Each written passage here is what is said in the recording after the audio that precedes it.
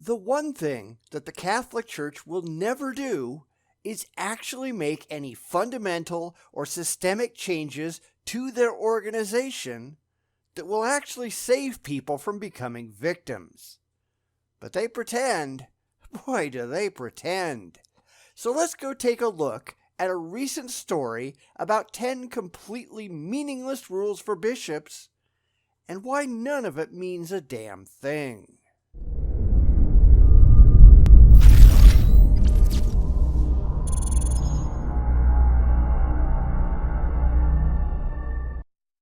There was a recent article over on CNN.com about 10 rules that are being proposed for bishops to follow that supposedly is meant to reduce the number of sex abuse crime victims in the Catholic Church. Yeah, I don't buy it, because none of them, as we will see, are intended to actually prevent anything. It's all things done after the fact for the church to save face. Because that's really all they care about, protecting their image and keeping the money flowing. So I wanted to take a couple of minutes to look at these 10 new rules and see why they're nowhere near enough to save the Vatican's bacon. Because, let's be honest, these people really need to get fried. Number 1. To reach out to clergy sex abuse survivors and their families, helping them find healing and care.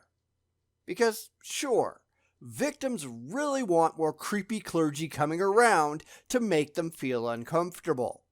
They've already been abused by your church, a church with a centuries-long record of covering up sex crimes. And you think that these survivors want more of your attention. No, they don't. Leave these people alone. Pay what the courts mandate that you pay, because the RCC is always in the wrong in these cases. And please, stop pestering these poor people. They don't want your help. They don't need your help. They've had just about enough of your Catholic charity. Number 2. To follow the Pope's new guidelines on holding bishops accountable to, quote-unquote, higher moral standards. Yeah, you mean those guidelines that don't include mandatory reporting to the police, right? You have to tell the church, but you're not allowed to tell the legal authorities.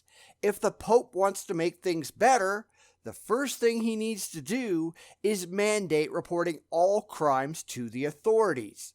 The Catholic Church has lost the right to handle these things in-house. They've proven that they just can't handle it. If you want accountability, throw open your records and prove that you've turned over every single solitary, suspected pedophile priest to the proper authorities. Go ahead. But they'll never do that because I think we all recognize that a lot of the people in high church office, they'd be going to prison. They're just covering their own asses. Number 3. To publicize information about how people can make accusations of sexual abuse by bishops. And that would be to go directly to the police. Do not pass go. Do not collect $200. Don't take it to the church, take it to the cops. The church has a very, very long record of hiding abuse and accusing the victims. Don't trust them. You can't trust them. They've already proven that. Just having the Pope pretend to turn over a new leaf, that doesn't actually mean anything. Don't call the church's 1-800 number, call the police, and prosecute to the fullest extent of the law. It's the only way things are going to change. Number 4. To include lay people in investigating misconduct by bishops. And exactly what is that going to do? Lay people are not qualified to conduct investigations. You know who is? The police. That's their job. But you don't see the RCC demanding that police are brought in to investigate these crimes, do you? Of course not, because that would cause a lot of bad press, and people that the church wants to protect, those people are going to go to jail. Can't have that. You know, it says something in the Bible about rendering unto Caesar what is Caesar's, and that includes everything that violates the law. The authorities should be the first ones on the scene, not the ones you're trying to hide from. Number 5. To amend church codes of conduct to explicitly include bishops and all who work for the church. Exactly how does that change anything? So what if they put it in their bylaws, well, you shouldn't diddle kids? Do you honestly think that's going to stop anyone? It already says that the clergy has to be celibate, doesn't it? You don't see these priests and bishops and whoever else paying attention to that, do you? Because here's the thing. It doesn't matter what your silly codes of conduct says. Your entire organization is accountable under the law, whether they like it or not. That's what they're desperately trying to avoid, having their pedo priests and abusive bishops hauled off to jail in handcuffs in front of a national television audience. It's bad publicity. So let's tell people not to do naughty things. That'll stop them. Yeah, sure it will. Number 6. To ensure that these codes of conduct clearly explain what constitutes sexual misconduct and harassment of adults. I'm sorry, but if your people don't get that, then you've got bigger problems than I thought.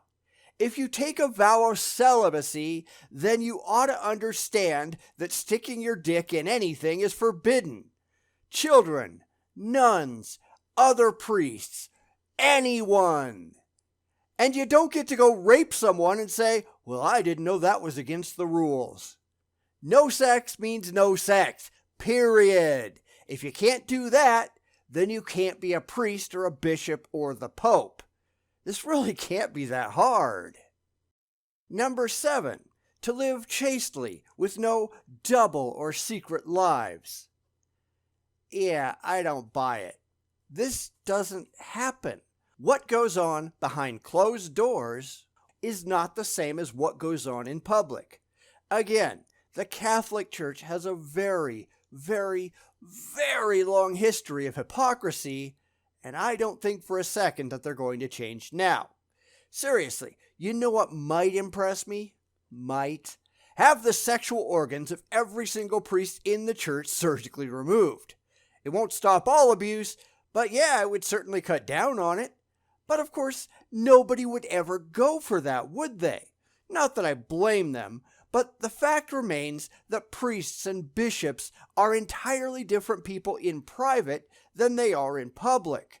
The record of abuses, sexual and otherwise, that has gone on throughout church history shows this very clearly. Number 8. To put the needs of the people making accusations of abuse above institutional concerns, including cooperation with lay experts and civil authorities. Except they don't want to call civil authorities, do they? The Pope would impress people a whole lot more if his rules consisted of call the cops for everything that you suspect might be a crime and be completely transparent in everything that you do. But that's not what they're doing, is it? Instead, the Catholic Church has a history of hiding assets so they don't have to pay out victim settlements, of refusing to cooperate with the courts, of not providing open and honest church records when requested, of using church privilege in an attempt to hide the truth. This is how the church works. It did yesterday, and tomorrow, new rules or not, it's going to do the same thing. Number 9. To attend seminars and other church gatherings. No, that's church gatherings, church seminars, to learn best practices for dealing with sexual abuse of minors and vulnerable persons. Best practices. Here's a best practice for you. Call the cops. Done in one. If it was a common practice in the church that anyone who was even suspected of illegal sexual misconduct got a visit by the men and women in blue, this problem would largely be solved. Or maybe you should just let the priesthood get married. That would do it too. All the seminars in the world, and note they're only talking about things offered by the church, not by anyone on the outside, but all the seminars in the world won't stop the problem from existing. This is damage control. It's not proactive problem solving. The idea here is to keep the abuse from happening in the first place, and you notice the church doesn't even want to talk about that. Funny, huh? And finally, number 10, to recommend to the Vatican only proposed bishops that, quote unquote, are truly suited to the episcopacy. Yeah, what does that even mean? They only want bishops who are meant to be bishops. Nobody's meant to be anything. There is no test you can give prospective candidates that will tell you if they're somehow magically suited for the episcopacy. And by the time you've been in the church that long, your behavior as a clergy member is pretty well set. Bishops don't become abusers just because they became bishops. They became abusers because they got away with being abusers as priests. They're still horny men who need a sexual outlet, and they will take advantage of whatever opportunities present themselves to get it. They only seem to be talking about how to get the bishops to handle abuse, not about stopping the abuse in the first place. They don't care about stopping the abuse. They don't care about protecting the public. They care about maintaining their image. They care about keeping the money rolling in. And that makes the Catholic Church a horrible organization from one end to the other. And that's really the point here.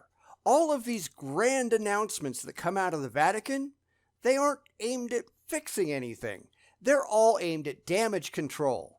If they really cared about keeping people from being victimized, they'd end priestly celibacy. They'd get rid of any situation where a priest or other member of the clergy can ever be left alone with a child.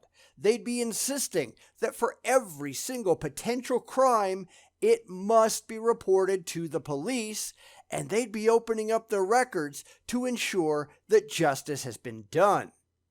But that's not what we see, is it?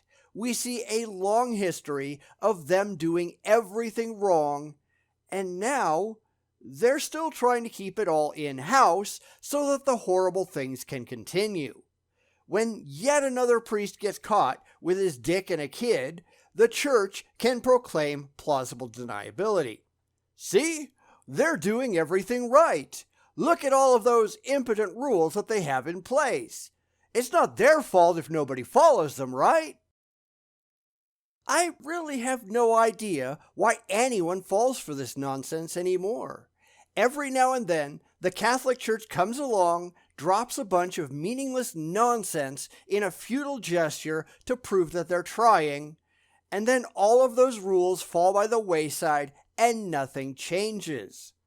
None of this actually matters. The time for words is long gone. It is time for action, and the RCC has no interest at all in taking action. As I keep pointing out, it isn't the church that is reporting pedophile priests to the police. It's only when the police are banging at the door that they suddenly realize, oh yeah, we've got a whole bunch of reports on this guy. They aren't being proactive, they're barely being reactive. They will throw someone under the bus to save their own skin when they have no other choice. Police involvement is their last resort, not the first. And that needs to change, but I doubt that it ever will. It would have to be imposed on them. They have too much to lose by just being honest. Mostly, they'll lose money when a large number of their parishioners realize that the Catholic Church is just a criminal organization. It's just a scam. It doesn't care about you. It cares only about itself. Anyone who continues to give them money is just paying for the billions and billions in victim restitution costs. They're not taking any responsibility. They're just taking your money. It's sad that Catholics worldwide can't see what's really going on. I guess that's why they continue to be Catholics, isn't it? Bum